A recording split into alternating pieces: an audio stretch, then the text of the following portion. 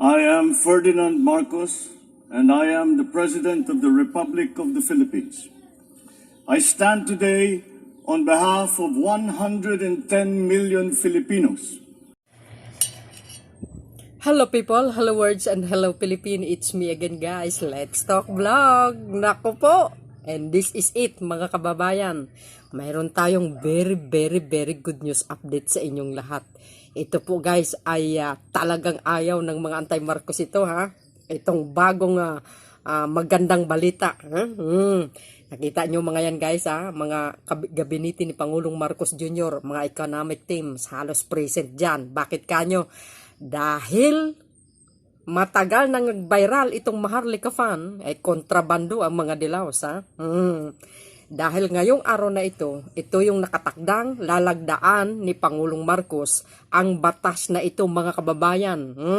Republic Act 11954, ang Maharlika funds. Sa bagay mga bes, ito ay malaking tulong sa ating bansang ito guys ha. Lalo na sa mga malalaking projects. Malaki ang maitutulong nito. Alam nyo naman siguro guys kung ano ibig sabihin ng investment, no? Pag i-invest mo ito sa local man o international, pag ito tumubo ng malaking katulungan ito guys sa ekonomiya ng bansa. Sa pagpapalago guys ha, sa ekonomiya ng bansa, syempre malaking katulungan nito sa mga malalaking infrastruktura, mga kababayan. At syempre guys ha, dahil dito na ipasa ka agad, ika nga dumaan ito sa proseso ika nga pagsusuri ng ating mga congressman, ayan pinag-usapan hanggang nakaabot sa Senado, ayan pinag-usapan, ayun aprobado kaagad guys. Alam po natin, may trust po tayo sa ating mahal na Pangulo. Hindi man siya ang chairman or isa sa guys ang hawak nito, pero guys dahil siya ang Pangulo, monitor yan. Kaya safe na safe ito at saka batas ito guys ha. Mahirap ito kukurapin, delikado, may kakalalagyan talaga. Pero ang pinag-alala ko no, ay wag lang sanang mga Dilaws ang mga nakaupo malagay sa alangan nitong Maharlika funds na ito guys ha. Pero dahil Marcos ang nakaupo, safe na safe yan ha. Siguraduhin ng Pangulo mga kababayan ang tamang kalalagyan nito para nang hindi malugi ika nga. So yun guys, para kumpleto detalye, pakinggan natin kung ano ba talaga ang ibig sabihin ng Maharlika funds. Pakinggan nyo po ang ating mahal na Pangulong Marcos Jr. mga kababayan. I-detalyado niya po sa inyong lahat. But before that, to pakinggan ang kanyang speech, wag nating kalimutan guys ang mag-likes and spread, share para makita ng mga anti-Marcos aatakihin sila dito dahil ayaw nila ito guys ha. And siyempre hit the button bell para lagi kayong update sa aking mga upload videos. So yun guys, maraming salamat po sa inyo. See you again on my next live and videos. Bye. Babus. Eto na mga kababayan, kumbaga saksihan natin ang paglalagda ng ating mahal na Pangulo dito sa Maharlika Funds Republic Act 11954. Enactment of the Maharlika Investment Fund Act, consistent with the government's determination to aggressively pursue economic and social development. May we request the President to please proceed to the presidential table. Joining as witnesses as the President signs the enrolled copies of the bill are Senate President Juan Miguel Zubiri, House Speaker Ferdinand Martin Romualdez, Executive Secretary Lucas Bersamin, Senate Majority Leader Joel Villanueva, Senator Mark Villar, Senator Cynthia Villar, House Majority Leader Manuel Jose Dalipe, Representative Erwin Tieng, Representative Joey Salceda, Representative Stella Kimbo, Representative Ferdinand Alexander Marcos, DOF Secretary Benjamin Diokno, DBM Secretary Amina Pangandaman, NEDA Secretary Arsenio Balisacan, DTI Secretary Alfredo Pascual, and National Treasurer Rosalia De Leon. The President may now proceed to sign the enrolled copy of the bill. Upon the President's signature, Senate Bill number 2020 and House Bill number 6608 shall now become known as Republic Act number 11954, entitled An Act Establishing the Maharlika Investment Fund, providing for the management, investment, and use of the proceeds of the fund and for other purposes. The law provides for the establishment of an independent Maharlika Investment Fund by investing funds, coordinating and strengthening the investment activities of top-performing financial institutions to promote economic growth and social development.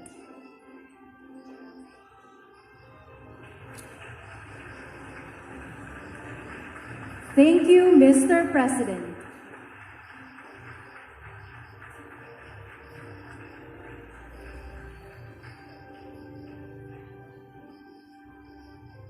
Esteemed witnesses, you may now return to your respective seats.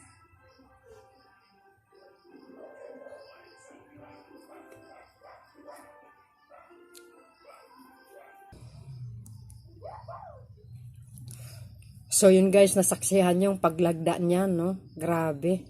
Nakakatindig balahibo. May we invite Executive Secretary Lucas P. Bersamin to introduce our keynote speaker.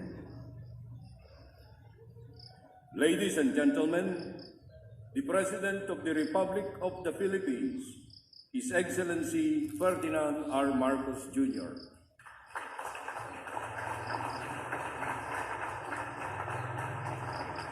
Wow, congratulations. Thank you very much, Thank you, our Lord. Executive Secretary, Secretary Luc Bersamin. Of course, with us, please. Are the members of the Congress of the Philippines. From the Senate is joining us here is the Senate President Meg Subiri, and the senators who have worked long and hard to get this bill passed. Then there are also, of course, the House of Representatives, our Speaker Martin Romualdez, who is no longer the late Martin Romualdez, and the members of the House of Representatives, who I know also have put in a lot of late hours and a lot of long days to get this extremely important measure into law.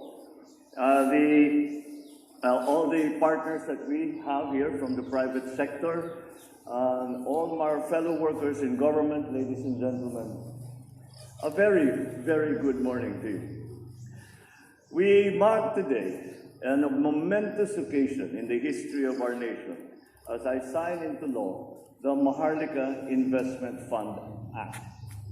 The MIF is a bold step towards our country's meaningful economic transformation. Just as we are recovering from the adverse effects of the pandemic, we are now ready to enter a new age of sustainable progress, robust stability, and broad-based empowerment. For the first time in the history of the Philippines, we now have a sovereign wealth fund designed to drive economic development. Through the fund, we will leverage on a small fraction of the considerable but underutilized investable funds of government and stimulate the economy without the disadvantage of adding additional fiscal and debt burden.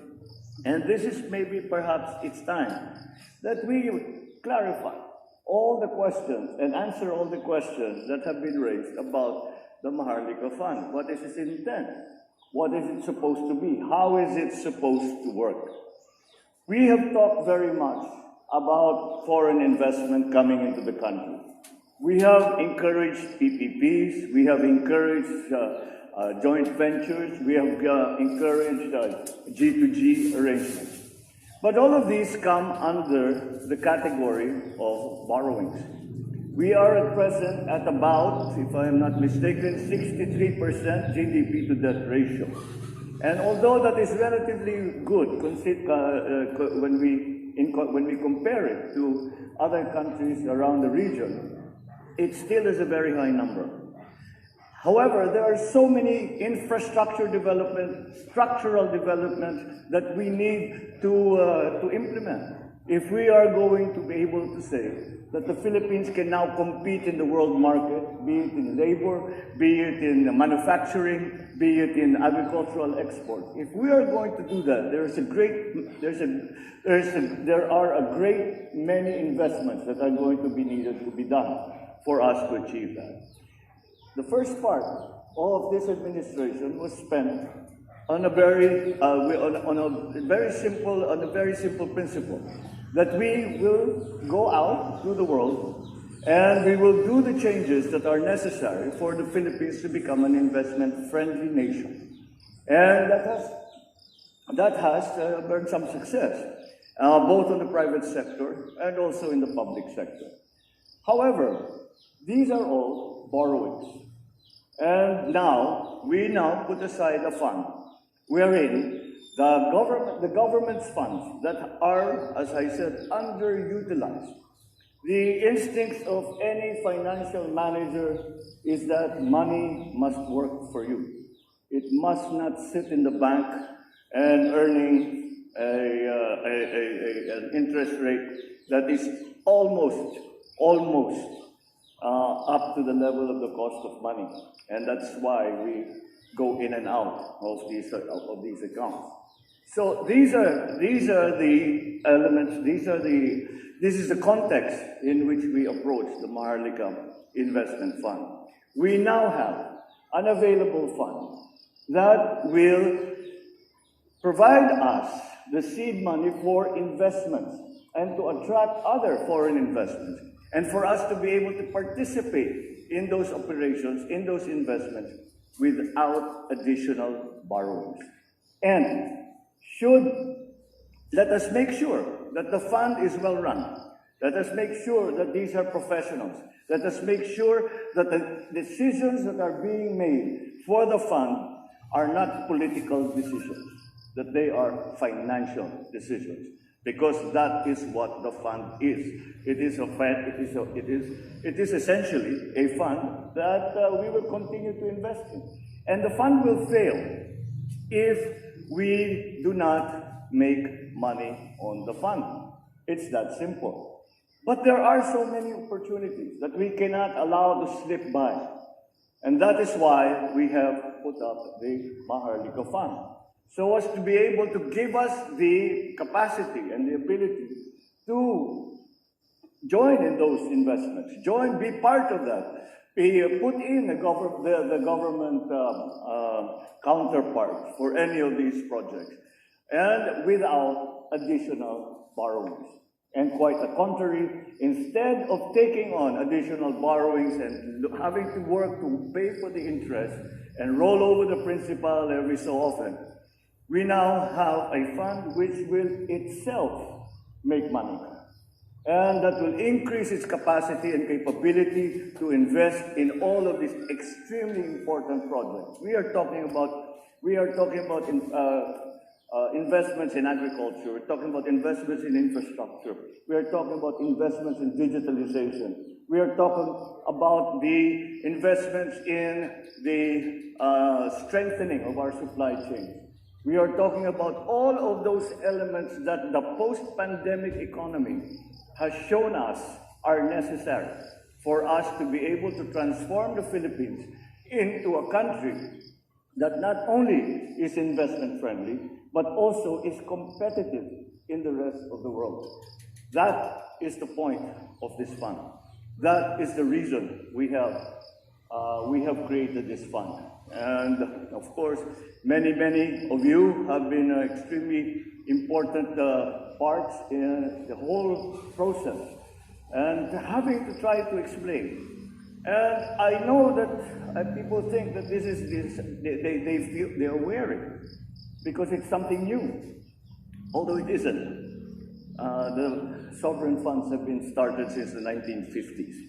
However, over the years, sovereign funds have become different from one another. When we were studying the fund, we looked back and we say, let's look at the experience of other people, of other countries. What worked? What didn't work? Where were the mistakes? So we don't commit the same mistakes. And the essential element that came back at us after that study was that every sovereign fund is unique, depending upon the purposes of that fund. For example, in China, they had the agency called Sintic, which started off as an agency that was that were looking for investments to be brought into China. As China grew wealthier, they changed the ambit of their operation, and it is now, where can China invest outside of the People's Republic?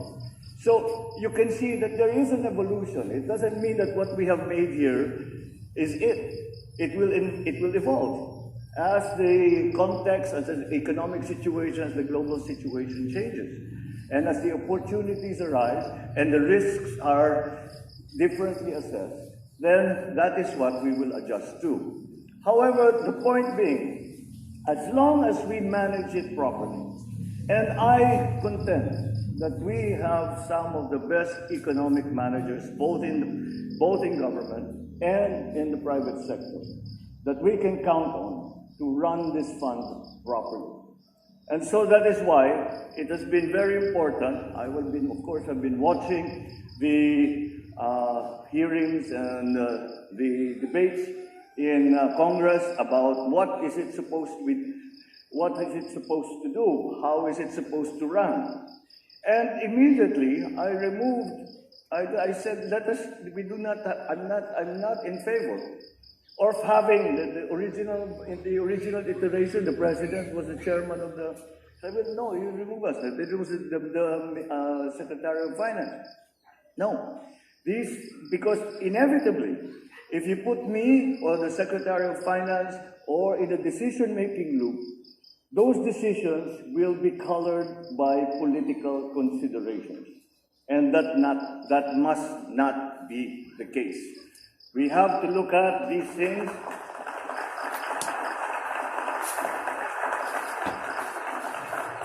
We have to look at any potential investment. We have to look at any potential operation of the fund in a cold, calculating manner. That is the only way that it will succeed. Once again, I'm confident that we will find all of the people who are so competent that we can rest easy that they will handle the fund properly. So long as structurally, and I think we've done that job. Structurally, we remove the political decisions from the fund, and those political decisions are left with the bureaucracy, the political bureaucracy, and the fund is left to be a fund and operating on a sound and proactive financial basis. Now the DBP will pull together non-debt financial resources as to not crowd out other lending obligations that they need to fulfill under respective mandates. Moreover, the fund has the potential to funnel external financing, reducing the government's burden to finance infrastructure through borrowings, taxes. The establishment of sovereign wealth funds will widen the government's fiscal space and ease pressure in financing public infrastructure projects. I note that some of the objections that very early on was there. I would hear some people commenting and saying, hindi ba, kung may pera tayong ganyan, kung may pondo tayong ganyan, dapat ilagay yan sa agrikultura, dapat ilagay yan sa infrastructure, dapat ilagay yan sa energy development. Nanonood ako ng television, sabi ko sa kanila, siyempre, kinakausap ko yung TV, saan nyo kaya iniisip na ilalagay yan? Bibili kami ng mga magagarang kotse, bibili kami ng malalaking yate, yan ba yung iniisip ninyo? It makes me laugh because that is so far from the truth. That is precisely where we are going to put this money. That is precisely where we are going to apply this money. All those critical sectors that have been left behind, all those critical sectors that have to adjust to the new economy, the new global economy, those are the pressure points that we will apply the fund on. It is a crucial undertaking. It will support our overall goal of 6.5% to 8% gross domestic product growth in the medium term.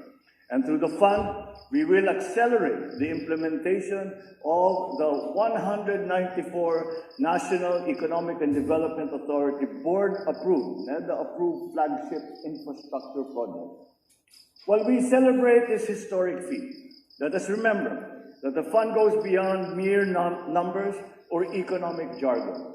At its core, the IMF carries the dreams and aspirations of the Filipino people. Our citizens who strive for a better future for themselves, their loved ones, and their communities. We take into heart the fact that the numbers we project would mean nothing if they are not seen or felt by the ordinary citizen. Thus, the real challenge is to maintain the integrity of the fund, translate its gains into tangible changes for the benefit of all. I assure you that the fund will be managed by highly competent personnel with a good track record and outstanding integrity. We remain steadfast in our commitment to transparency, accountability, and good governance in this massive and purposeful undertaking. I assure you that the resources entrusted to the fund are taken care of with utmost prudence and integrity. We take one step in our journey towards success, a journey that is fueled by our ambition and the unwavering spirit of the Filipino people. Let us embrace this opportunity with open hearts and minds, confident in our ability to shape our own destiny and create a future where no dream is too big, no aspiration is beyond reach. That is the dream. That is what the fund is for. We hope to fuel that dream. Thank you very much at mabuhay po sa inyo. Thank you, Mr. President.